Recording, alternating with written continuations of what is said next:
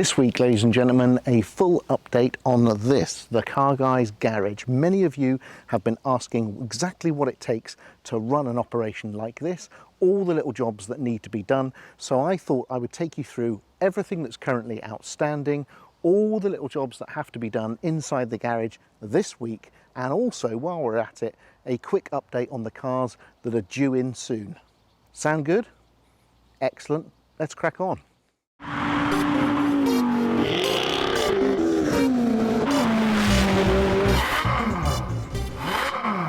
Okay, so here we are in the Car Guys garage, and this week we're going to go through each one of the cars that we've got around me right now. We're going to talk about what they need, what needs to be done with them, just to give you a flavour of what it is like to run an operation like this, which is of course time consuming and costly. And also, as a special treat, I thought I'd update you on the timescales of some of the cars that are maybe coming to the garage. Now, generally, I don't burden you with all the little minutiae that goes on here. I know that many channels do whole episodes on some of these tiny admin jobs, but I tend not to. But I thought I would lump them all together and just give you some idea of what it is like to look after 18 odd cars. Now, as you can see, this is not really a museum. It's not really a sort of major car collection. It is just a space where I cram as many cars as possible. Initially, I thought I'd only be able to get about 5 cars in this garage, but actually, with a bit of judicious moving about, I can fit 11. Now, with a great many cars comes a great deal of responsibility. And as you can imagine, keeping track of all these cars is a bit of a nightmare. I started off with an Excel spreadsheet, but that doesn't really remind you when things need to be done. So I quickly moved to an app called Vehicle Smart, which one of you recommended to us. And that helps us understand exactly what status the cars are in, whether they're sorned or not, whether they need an MOT, and whether they need car tax. So when you've got a fleet of cars like this, you need something like that to give you a bit of a nudge and say, oi, don't forget to service this car, don't forget to tax that car. So that's the system that I'm currently using. Now, because we've had the pandemic and it's lasted a lot longer than people thought, I've put a lot of these cars on sorn, which means they are registered for off-road. They're not suitable for driving at the moment. And that means I don't have to pay unnecessary car tax for cars that I'm not using. Whenever I do need to drive one of the cars, all I have to do is re-tax it and the sorn is removed, and that allows me to take it for a drive. Now, across the world, there are many different systems, but that's the system that we have here in the United Kingdom. There are 4 things I have to keep in mind for each one of these cars. That's the insurance, the road tax, the MOT, and also the servicing schedule. So for 18 cars, for example, that's 72 things you've got to make sure you do every single year. And it is a real pain. And thank you very much for all of those people that have offered their services to run the garage for us. But unfortunately, that's just not something that I could afford to do. Sorry about that. So let's walk around the cars here and let me give you a flavour of the outstanding jobs that I've got to do right now for all these cars. Now, fortunately, I've just had the 930 Porsche 911 serviced and MOT'd. So for a brief period, this car doesn't really need any work on it whatsoever. It's pretty much in tip-top condition. And in fact, I've just driven this car over to James May's pub for a lovely spot of lunch.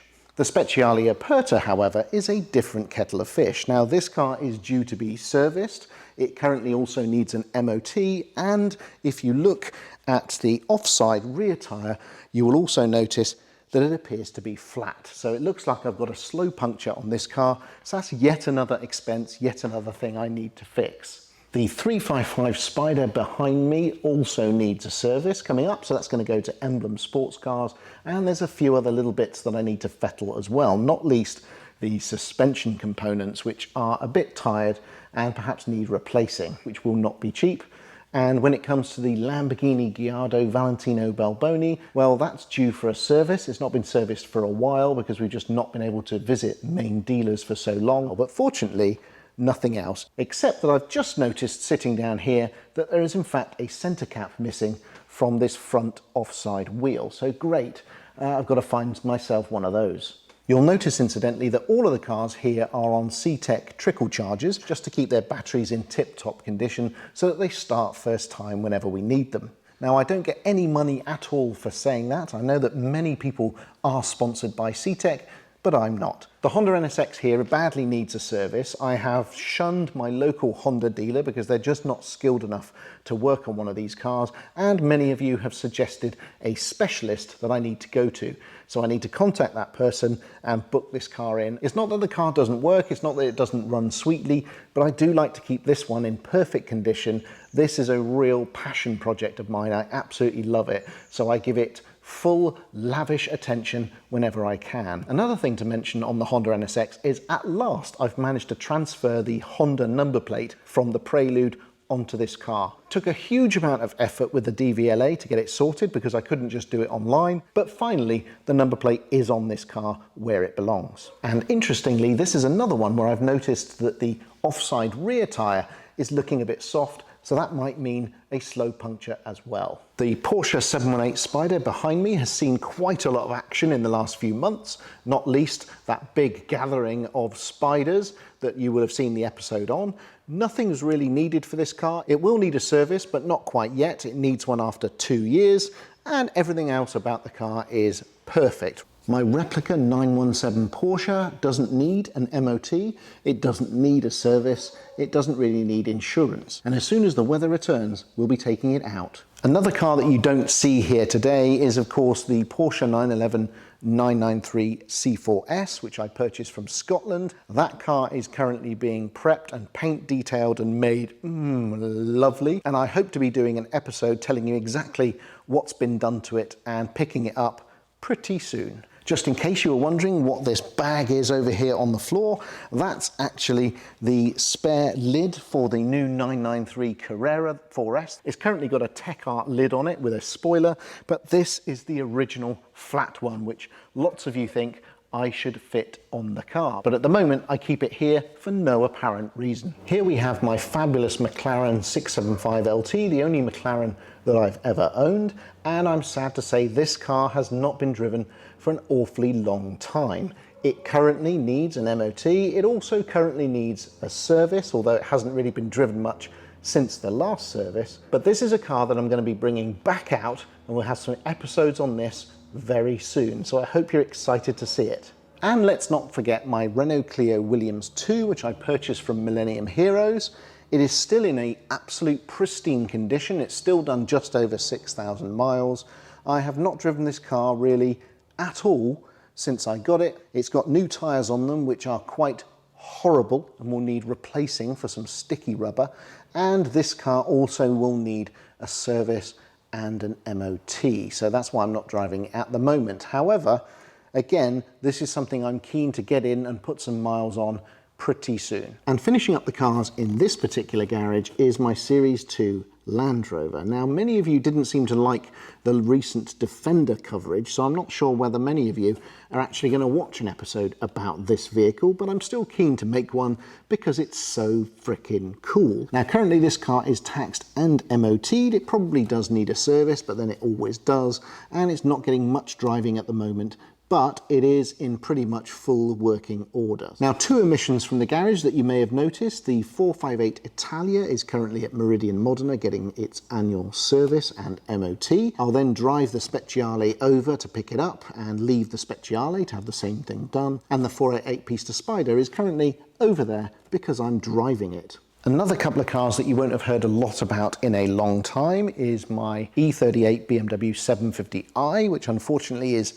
over there, and it still needs the work being done to it. Mechanically, it's perfect, but cosmetically needs quite a bit done, not least removing the wrap and a couple of extra little fixes. So that one, I'm afraid, is looking a bit sad at the moment. Likewise, the Honda Prelude, which I hope to have sold by now, but unfortunately, it didn't get through its MOT test because of an errant warning light. So I really need to sort that out fairly soon, but I've simply not had the time.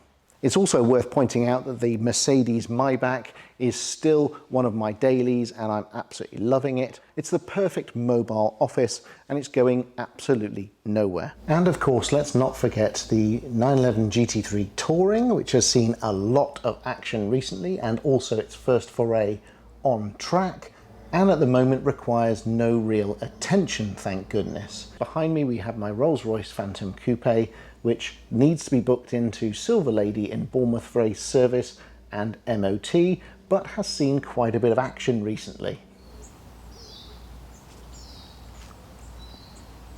So that's an update on the cars physically that are here in the garage and what needs to be done.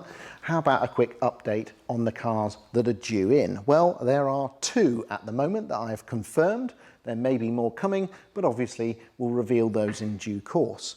The 2 that are coming is the Lotus Elise Final Edition. Now, many of you will know that the new Emira has now been unveiled, so everyone knows that the last ever petrol Lotus will in fact be the Emira, not the Final Edition Elise or Exige. But I've been told by Lotus that the Elise may well appear by the end of July. So not too long to wait for that car, and I'll obviously do an episode on the collection of it when it does happen. The other car that's due in is the CarGuys' second GR Yaris. Now, you know that Jason has the white one, and he was one of the first people in the UK to get a GR Yaris. As soon as I drove that, and please check out that episode if you haven't already, I of course ordered one as well, and mine is now due, I'm told, in August. Whether I bother to do a new car day episode for that car, I haven't really decided, because let's face it, you've had quite enough of coverage of GR Yarises on YouTube already, so the last thing you may want is to see another one. What we may in fact do is skip perhaps to our first adventure with both those cars. But let us know in the comments what you think. So I hope that gives you some flavour as to the amount of work that goes into a car collection like this and the number of little jobs that have to be done. There's always something you've got to take one of the cars out for, getting something fixed or repaired, getting some paperwork done, taxing, MOTing, insuring, servicing. The list is endless, but obviously I don't want you to weep too hard, because it is, of course, first world problems. I hope you enjoyed this episode discussing all the little jobs that needs to be done on a weekly basis at the Car Guys garage, and an update on the cars that are coming in. If you like what we're doing on the Car Guys, please subscribe, leave comments and likes. There'll be another episode along next week.